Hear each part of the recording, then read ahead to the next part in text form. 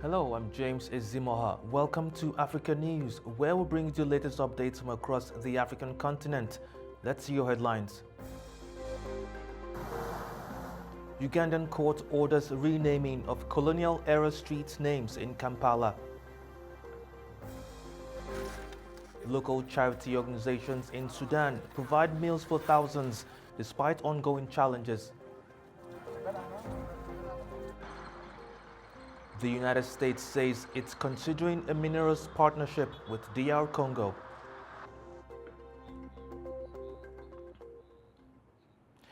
Thank you for joining us. The United States is considering a minerals partnership with the Democratic Republic of Congo after a senior DRC official pitched a minerals for security deal in Washington. The DRC, rich in cobalt, lithium, and uranium, is battling Rwanda-backed M23 rebels and seeking diversified foreign investment. While Kinshasa has not publicly detailed its proposal, a U.S. State Department spokesperson says they are open to discussions that align with American investment interests. Talks come amid broader U.S. efforts to secure critical minerals, including ongoing negotiations with Ukraine.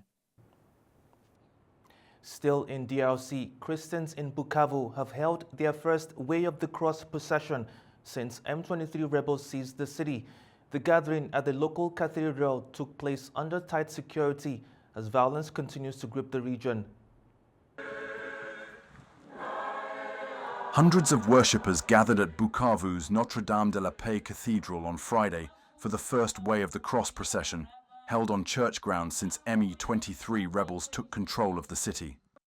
The ceremony, though smaller than in previous years, unfolded against a backdrop of ongoing conflict in eastern Congo, where stray bullets and sporadic violence remain a threat. Leading the prayers, priest Rodriguez Bisimwa called for peace and urged the faithful to remain steadfast in their faith. Help us to live this Lent as a path of sanctification, with reverence for God and love for our neighbour. We begin this Way of the Cross by asking for your grace so that peace may prevail in the country and throughout the world, you who live forever and ever.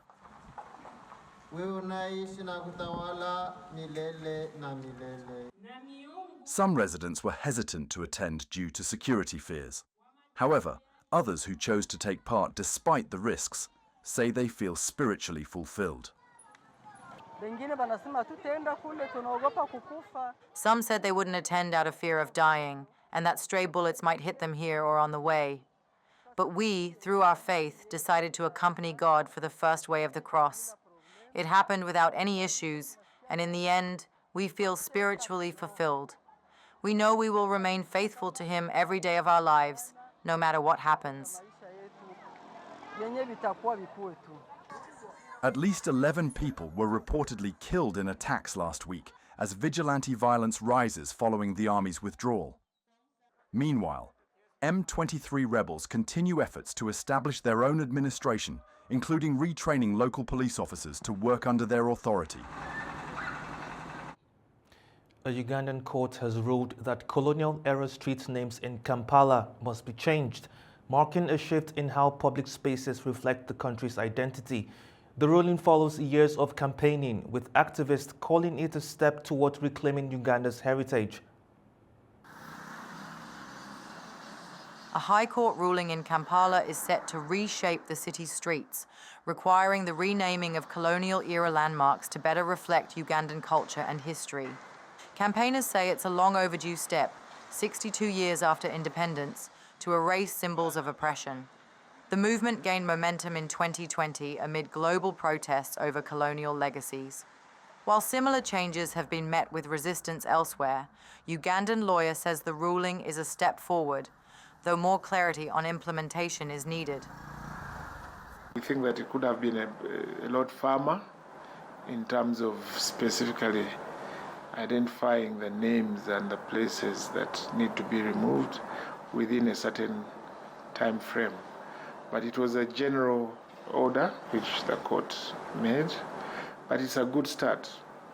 In other parts of the world, these names have been removed violently, by the public.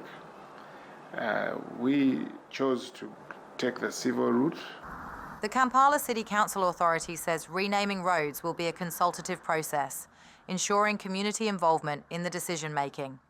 It is a very community-driven initiative, except in some instances where the council, in its wisdom, and say parliament, decide that, you see, there is a prominent person, there is a prominent activity, there is something that we need to have memorable, and they name a road.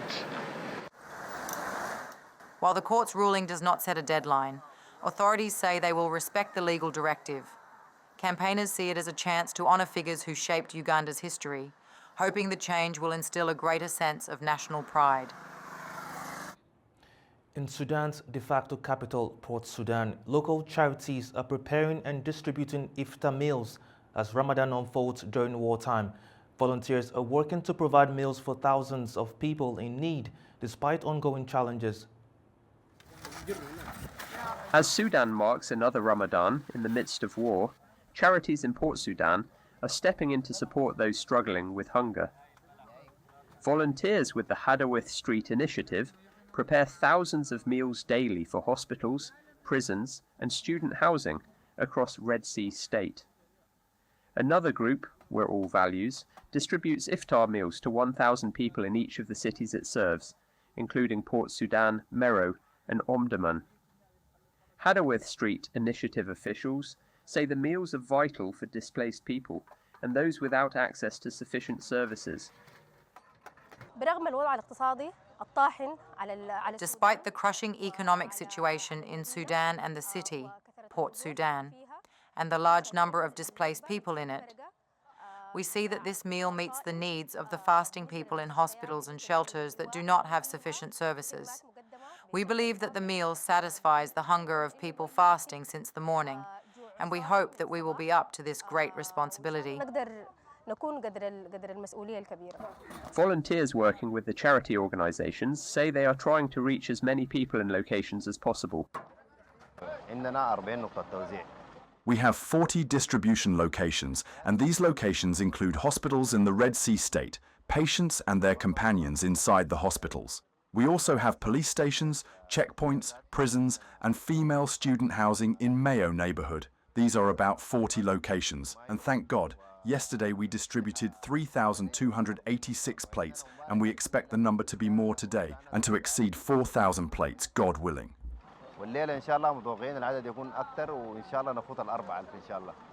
The conflict, now in its 11th month, continues to displace millions and worsen food shortages. Local charities say they will keep working to meet the needs of fasting communities, but resources remain stretched.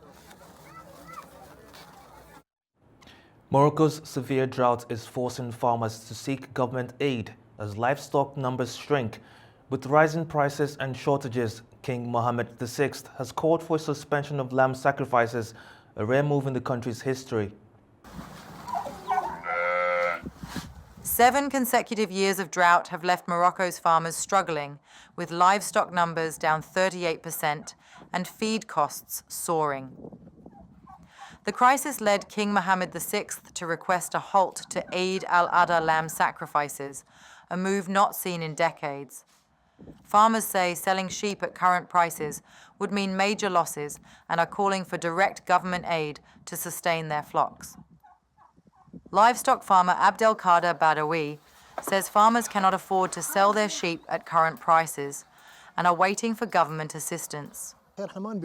We are not going to sell our lambs now at these prices because they have fallen by more than half, and if we sell, we will lose a lot. We will keep them until there is a solution, God willing. What we are asking from the state now is aid to subsidize feed, economic support, and for subsidies that previously went to importers to be redirected to farmers. With no immediate relief in sight, Morocco's farmers are bracing for more hardship. While the King's appeal aims to ease pressure on livestock, farmers say government intervention is crucial to sustain the industry in the long run. In West Africa, Senegal has emerged as the overall winner of the 13th ECOWAS Traditional Wrestling Tournament hosted in Nigeria. The competition brought together 11 West African nations under a newly adopted wrestling code. The three-day tournament in Abuja showcased the best of West African traditional wrestling, with Senegal sweeping the male categories to claim the top prize.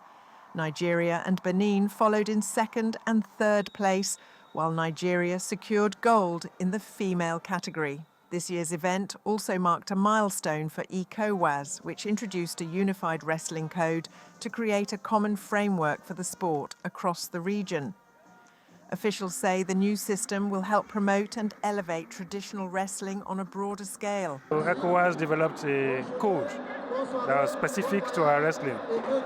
We went to our member states, found what was common in the traditional wrestling practice across the board, and we put it into a document which is now what is used here.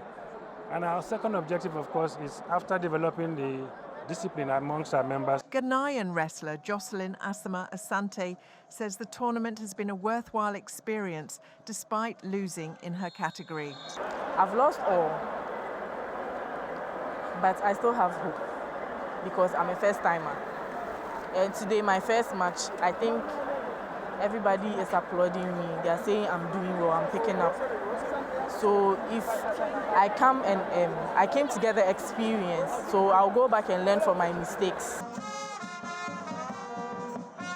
With Senegal taking home the $10,000 top prize, Nigeria earning $6,000 and Benin securing $3,000, the tournament highlighted both competition and cultural heritage.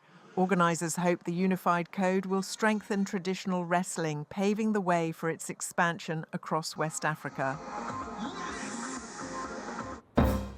Well, that's all we have today in African News. Thank you for watching and stay tuned to A News.